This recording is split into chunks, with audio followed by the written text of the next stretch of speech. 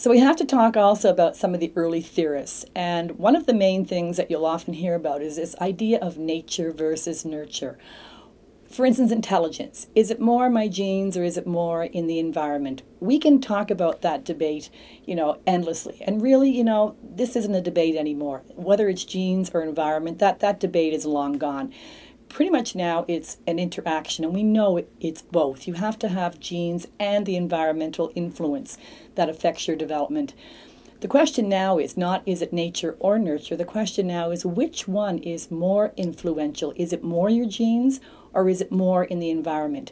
So researchers now try to invent ways to try and determine which one is having the bigger influence, genes or the environment. And coming back to the early theorists, there were two major figures, one in particular, John Locke.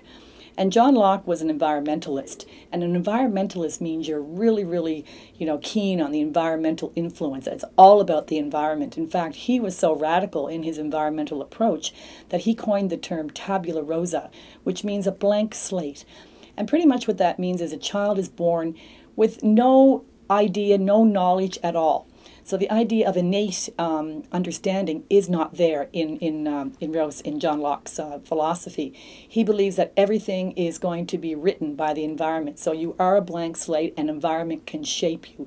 Keep that in mind as you're talking or thinking later about people like Piaget and people like behaviorism in particular, where you can mold a child into anything you want them to be just by the influences.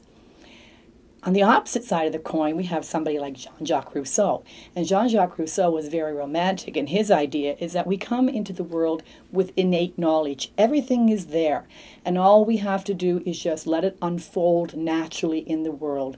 So here, it's more important, the genes really, the more what nature endows you with. And the environment, it will have some input, but nothing, that is not already there is going to be written by the environment. It is there already when you're born. Almost a Platonic type of a knowledge where it just unfolds naturally as you progress or as you develop.